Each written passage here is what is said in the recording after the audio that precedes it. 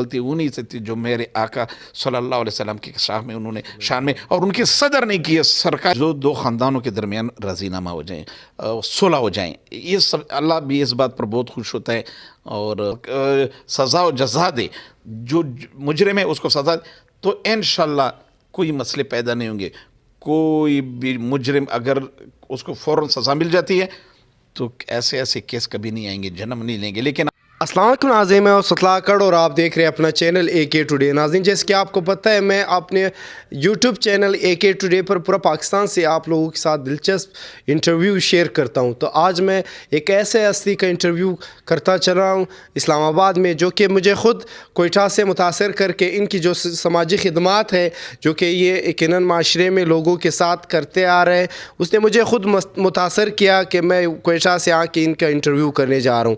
تو جاوید بنگش صاحب کا آپ سے میں، جو کہ کسی تعریف کے محتاج نہیں ہے، جن کو بڑے بڑے ہستی جانتے ہیں، بڑے بڑے ہستی ان کے گھر پہ آتے ہیں، ہم تو جن لاکھوں لوگ جن کو فالو کرتے وہ حاجی صاحب سے یہاں پہ ان کے ڈیرے پہ حاجی صاحب نے بڑے بڑے جو ہمارے قبائلی معاشرے میں جو ہم لوگ صلح کہتے ہیں اس کو صلح کر۔ حاجی صاحب سب سے پہلے تو آپ اپنا اے کے ٹوڈے کے پلیٹ فارم پر خوش آمدید کہتے ہیں ایسا۔ بسم اللہ الرحمن الرحیم۔ پہلے تو میں آپ کی ایک ہی ٹی وی کو میں خوش آمدید کہتا ہوں کہ اتنے دور سے اور یہاں پر میرے پاس آئیں اور مجھے بولنے کا موقع دیا، بہت شکریہ، اور آپ کے آنے کا اور آپ کی پوری ٹیم کو میں خوش آمدید کہتا ہوں۔ کیا وجہ ہے صاحب جو لاکھوں لوگ جن کو فالو کرتے ہیں صاحب، وہ آپ کے ڈیرے پہ، آپ کے گھر پہ، آپ کے مہمانوں خانے میں حاضر ہوتے ہیں؟ ابھی ایک ہفتے کی بات ہے، شاید خان افریدی یہاں پہ آئے تھے، جو انٹرنیشنل باکسر ہے امیر خان، وہ بھی آئے تھے یہاں پہ۔ اس سے پہلے ایک پیر صاحب جن کا آپ تعارف کرائیں گے، وہ بھی یہاں پہ، بڑے بڑے مرشد آپ لوگ یہاں پہ آتے ہیں آپ کے ڈیرے پہ۔ اس کامیابی کا راز صاحب کیا ہے؟ کامیابی کا راز صرف محض میری اللہ کی مہربانی ہے، خالق کائنات کا شکر ہے۔ انسان کی کیا کارکردگی ہو سکتی ہے، یہ تو میرے اللہ کا کمال ہے کہ وہ چاہے دلوں میں محبت ڈالے، چاہے دلوں میں نفرت ڈالے، یہ اللہ کا کمال ہے، یہ میرا اپنا کوئی کمال نہیں ہے۔ کیا وجہ ہے بچپن سے صاحب آپ کو انسانی جو خدمت ہے اس کا جذبہ تھا، یا آپ کو معاشرے میں دیکھ کر، آپ نے یہ مسائل دیکھ کر آپ کو جذبہ بڑھا؟ ہاں، یہ اصل میں یہ تو ہر انسان کے اندر ہونا چاہیے، لیکن میں نے جب ہم ادھر آئے ہیں، حالات دیکھیں، لوگوں کے مسائل دیکھیں، تو اللہ تعالیٰ نے ہمیں تھوڑے سے پاور دے دی ہے، عزت دے دی ہے معاشرے میں، تو ہم نے کیوں نہ کریں کہ انسانیت کی خدمت کریں۔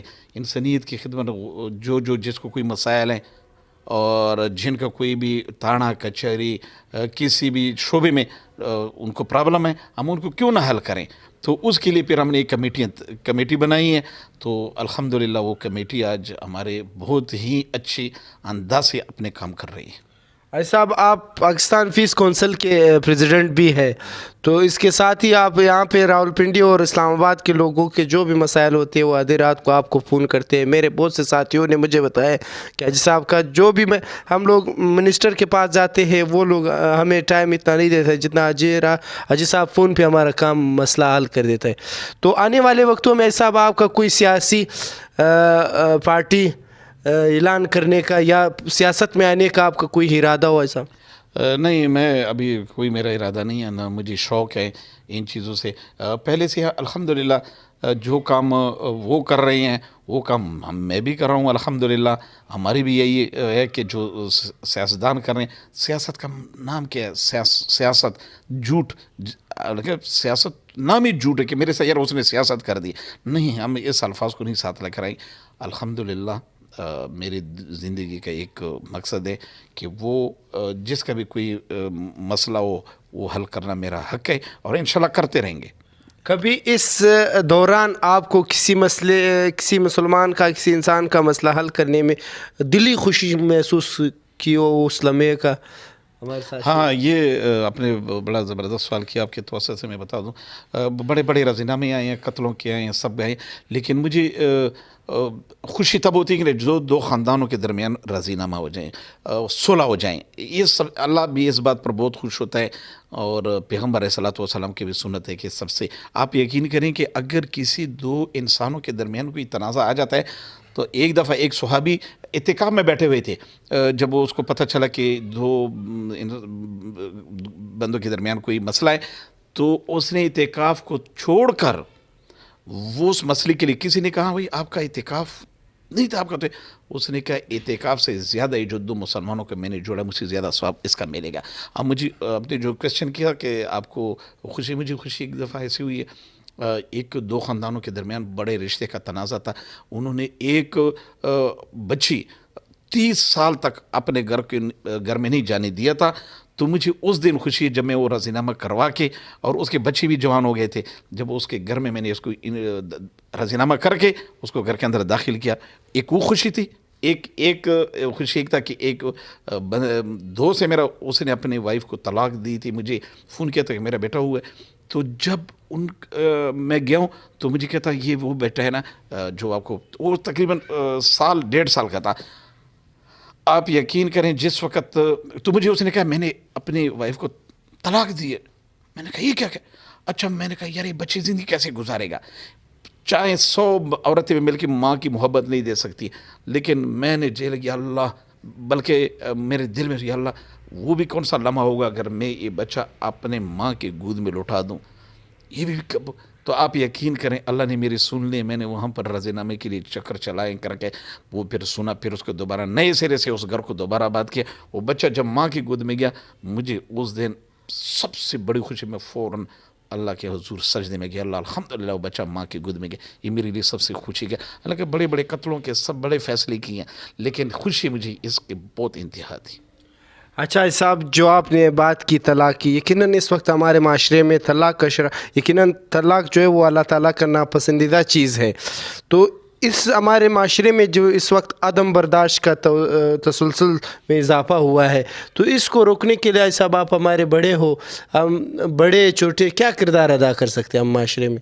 معاشرے میں تو کردار کیا، ہم تو یہی کہتے ہیں کہ خدا کے لیے چھوٹی چھوٹی باتوں کو بڑی باتوں میں نہ چینج کرو، نہ تبدیل کرو. خوشی کی زندگی گزارو، 2 دن کی زندگی ہے اور اچھی طرح گزارو. کیا فائدہ ایک انسان کو اگر ایک بچی کو آپ کو وہ دے دیتے ہیں، دل کا ٹکڑا دے کر آپ اس کے ساتھ ایسے رویہ سلوک کر رہے ہیں، تو یہ تو جائز نہیں. آپ کی بھی بیٹی کسی کے گھر میں جا سکتی ہے. لہٰذا میں تو یہ کردار تو ہم یہی کہہ سکتے ہیں سمجھانے کے کہ اللہ کرے یہ گھر آباد رہیں اور کسی کے مسئلے نہ بنے. تو آج اس معاشرے میں اس وقت جو تنازعات بھائی زیادہ تر طلاقوں کے، اچھا ایک دوسرے کے پیسے کھانے کے، قبضہ ہونے کے، یہی زیادہ مسائل جنم لے رہے ہیں کہ دھوکہ، فراڈ، جھوٹ، جسے اللہ منع کیا گیا وہ ہم اپنے سر پر ہم نے لیے ہوئے ہیں. اچھا، کیا وجہ ہے لوگ 2 گز کے قبر میں ان کی جو حقیقی گھر ہے وہی ہے، پھر لوگ بڑے بڑے محلات قبضے کرتے ہیں یا کسی مسلمان کا حق مارتے ہیں، تو حالانکہ 2 دن کی زندگی ہے صاحب. تو اس کو کی روک تھام کے لیے گورنمنٹ سطح پہ یا قبائلی سطح پہ ہم لوگ کیا ایسے اقدامات کر سکتے ہیں؟ نہیں تو اس پہ اقدامات کیا کریں گے مجھے بتائیں. اس پہ تو تنازع گھر کے اندر ہے، حکومت ادھر داخل نہیں ہو سکتی ہے. اور لیکن یہ ہے کہ یہ طلاق یہ تو گھر کا مسئلہ ہوتا ہے نا. مسئلے وہ جب آتے ہیں تو لازمی بات پھر عدالتوں کو بھی ذرا جلدی فیصلے سنانے چاہیے. دوسری بات، جب ہمارے ملک میں قانون مضبوط ہو، قانون سزا اور جزا کا اس میں سزا و جزا دے، جو مجرم ہے اس کو سزا دے، تو انشاءاللہ کوئی مسئلے پیدا نہیں ہوں گے. کوئی بھی مجرم اگر اس کو فوراً سزا مل جاتی ہے تو ایسے کیس کبھی نہیں آئیں گے، جنم نہیں لیں گے. لیکن ہماری کورٹوں میں، عدالتوں میں جو آپ دیکھتے ہیں کہ ایک شریف شہری ایک نوسرباز کے ہاتھوں چڑھ جاتے ہیں، وہ بھی وکیل کر لیتا ہے، یہ بھی وکیل کر لیتا ہے، یہ بھی جا کر ایڈیٹر پہ، تو اس میں جو شریف شہری ہے وہ تو رول جاتا ہے. وہ تو عدالتوں سے چکر ایزلی تو ہمارے پاس آتے ہیں. کیوں آتے ہیں کہ یار یہاں سے اگر تنازع ہمارا حل ہو گیا، تانے سے کچہری سے بچ جاؤں تو پھر یہ مسئلہ حل ہو گیا. آج ہم کیوں ایسے اس میں پھنس گئے ہیں؟ یہ ہے کہ عدالتیں ہماری اتنی دیر کرتی ہے فیصلوں میں. ان کے لیے تو نوح علیہ السلام کی عمر چاہیے، ایوب علیہ السلام کا صبر چاہیے، اور سلیمان علیہ السلام کا خزانہ چاہیے، تو تب آپ کا مسئلہ حل ہوگا. اس کے لیے نہیں ہے. خدا را میں عدالتوں سے بھی، پولیس سے سب کو ریکویسٹ کرتا ہوں کہ خدا را اس میں جلدی دیکھیں کہ بندہ حقدار ہے، آپ فیصلہ سنائیں اس کے حق میں. آپ وہ دیکھتا وہ بیچارہ رجسٹری میں پیش کر کے اور سب ثبوت پیش کر کے پھر بھی تاریخوں پہ تاریخ چل رہے ہیں، اس کے کیسوں پہ سالوں نہیں حل ہو رہے ہیں. تو لہٰذا بندے تنگ ہو کر وہ پھر ایسے جرگے میں تو انہوں نے بیٹھنا ہے. کیوں بیٹھنا ہے؟ وہ تنگ آ کر بیٹھیں گے، خوشی سے نہیں بیٹھتے ہیں. لیکن اللہ کا شکر ہے ہم اس تنازعات کو بڑے اچھے خوش اسلوبی سے اور حق کے اوپر کر کے فیصلہ کرتے ہیں. बहुत शुक्रिया साहब, ये तो बात हुई। अब अजीज साहब की पर्सनल ज़िंदगी में हम कुछ सवाल आपसे करना चाहेंगे। अजीज साहब माशाल्लाह घर आपने बहुत खूबसूरत बनाया है, घर के अलावा आपके कौन से ऐसे शौक़ है? खाने पीने में, गाड़ियों का शौक़ है आपको? क्योंकि अक्सर आपने माशाल्लाह घर बहुत प्यारा बनाया है। भाई अल्लाह का शुक्र है। घर ये शौक़ तो ये मेहमान खाना जो होता है ना मेहमानों के लिए, असल में ज़्यादातर मेरी जो कोशिश है कि मेहमान आए और उसके साथ ये उसके लिए खूबसूरती में होनी चाहिए, क्योंकि उसको एहतराम मिलना चाहिए, उसको अच्छी चीज़ मिलनी चाहिए, इस वजह से कर रहे हैं। यानी आपने जो सालों साल से पख्तूनों में एक रवायत आती है कि मेहमान नवाज़ी पख्तूनों की एक पहचान है, आपने उसको इस्लामाबाद जैसे बिज़ी शहर में भी उस रवायत को ज़िंदा रखा है। बहुत शुक्रिया साहब, आपने हमें इतनी कीमती टाइम दिया। मैं ख़ुसूसी आपका शुक्रिया अदा करता हूँ क्योंकि मुझे दिली खुशी हुई है, मैं कोयटा से आपके इंटरव्यू के लिए आया हूँ। तो हम उम्मीद करते हैं कि अल्लाह ताला आपको इसके से भी हज़ारों कामयाबियाँ दी। और आखिरी मैसेज आज साहब हमारे नाज़रीन को आप देना चाहेंगे? मैं आखिरी मैसेज ये देना चाहता हूँ आपके तवज्जो से कि आइए मिलकर अल्लाह की रस्सी को मजबूती से पकड़ें और नबी सल्लल्लाहु अलैहि वसल्लम के तरीके में डल जाएं, माशरिक में यानी जुर्म से बाज आ जाएं, धोखे से, झूठ से, फ्रॉड से।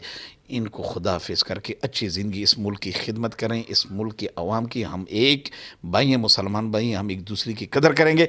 लिहाजा मैं आपको एक बात बता दूं एक तवसत से कि एक मैसेज तो यह कि जो फिर फ्रांस के सदर मलऊन ने खंजीर ने जो हमारे नबी सल्लल्लाहु अलैहि वसल्लम के शान में गुस्ताखी की हुई है, उसके ऊपर मैं ये कहता हूँ कि उम्मत मुसलमा को मैं पैगाम देना चाहता हूँ। बार बार मैं कह रहा हूँ कि खुदारा उम्मत मुसलमा आप क्या कर रहे हैं, मुसलमानों क्या कर रहे हैं। आपके सरबराहान से मैं अपील करता हूँ, ख़ास करके अपने मुल्क के जो हमारी रियासत मदीने के दावे कर रहे थे उनसे मैं अपील करता हूँ कि वो कौन सी घड़ी का इंतज़ार कर रहे हैं कि जब आप फ्रांस के ख़िलाफ़ होंगे।